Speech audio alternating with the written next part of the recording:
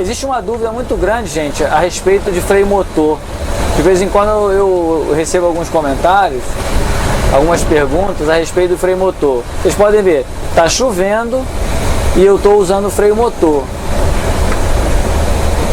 Que muitos lugares se ensina que em dias chuvosos não se usa o freio motor. Não podemos ser intransigentes, ou seja, pode, não pode, pode, não pode. Não, não é assim. A verdade não é assim. Por exemplo, eu estou percebendo que o carro está com aderência.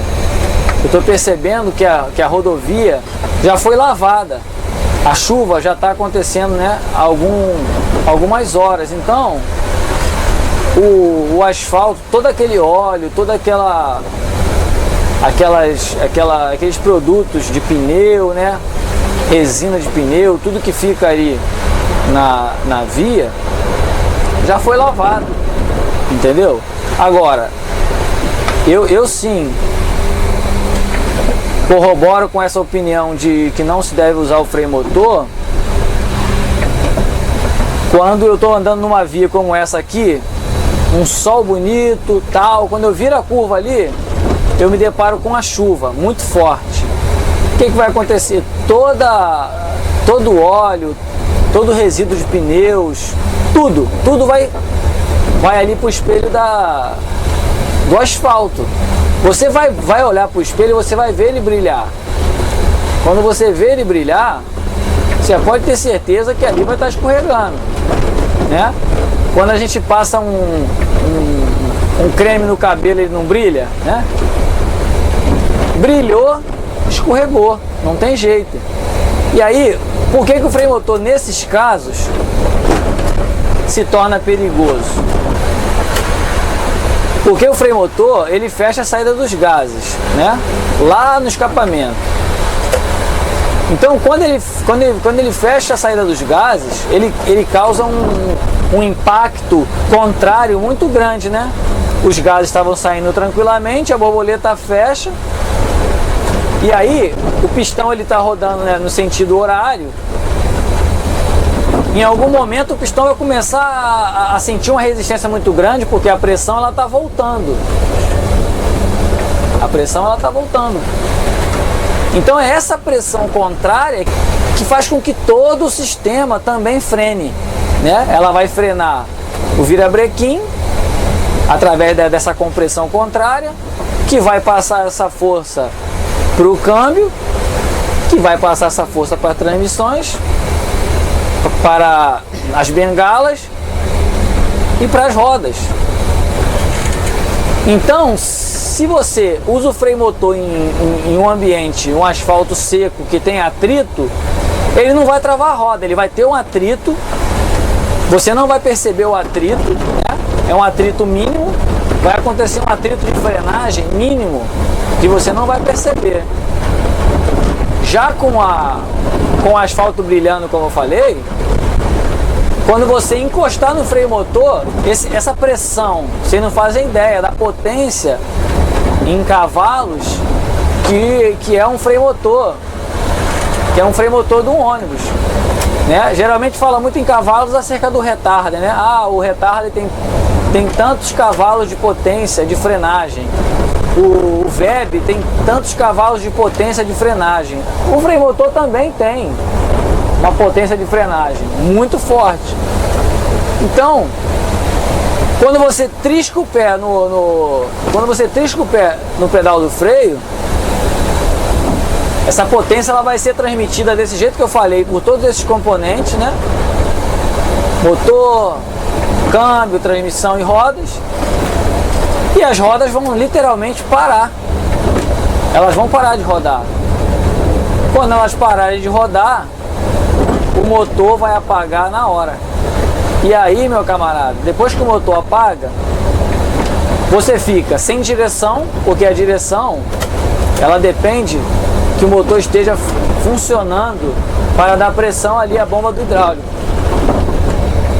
A direção vai ficar dura, a embreagem vai ficar dura, entendeu? Então, é um perigo muito grande nessas condições que eu falei. Mas eu lembro que eu disse num vídeo recente que quando você pega um carro, o ideal é que um carro que eu me refiro é um ônibus, tá? Quando você pega um ônibus ou um caminhão para fazer uma viagem, quando você não conhece ele, você tem que tentar conhecê-lo. Então, você vai fazendo alguns testes, alguns pequenos testes com o ônibus para saber como ele está segurando. Se você perceber que ele está escorregando, o ideal é que você desligue o freio motor. Se você estiver usando o retarder, o ideal é que nesse momento você não use o retarder. Aí você vai continuar andando na tua viagem normalmente, mantendo distância de segmento sempre grande. E aí, o que vai acontecer? Quando chegar alguns quilômetros à frente, a chuva está lá caindo com força. Abrindo parênteses aqui é uma outra descida forte. Alguém já rodou na pista aqui. Aqui é uma descida muito forte. Quarta marcha. Então, voltando ao assunto, você vai perceber que aquela via já foi lavada. Se aquela via já foi lavada, você pode usar o freio motor normal, porque a água em si, exceto nas questões de aquaplanagem, tá, gente? Nesse caso, uma poça d'água muito grande, ela pode fazer você aquaplanar. Aí sim. Mas exceto na aquaplanagem, a água não vai fazer você escorregar. A água por si só não vai fazer você escorregar. O que faz você escorregar, de fato, são os óleos, né? Todos os componentes do petróleo que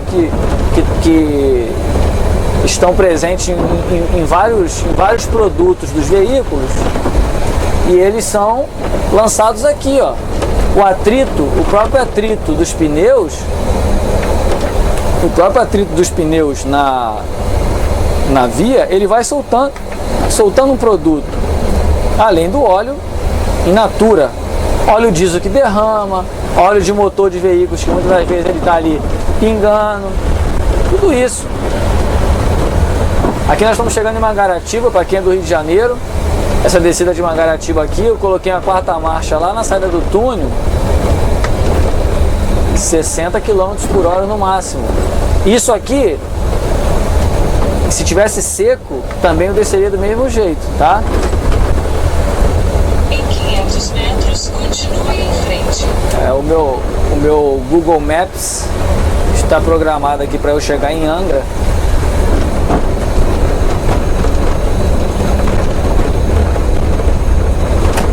Agora estamos passando aqui por Mangaratiba. Continue em frente. Obrigado. Temos que ser gentis com as damas. Essa senhora do... Continue por 49 quilômetros. Thank you, madame. Agora estamos passando aqui pela praça de Mangaratiba. É uma das entradas, ela pode ser entrada antes do túnel ou depois do túnel, sentido Angra.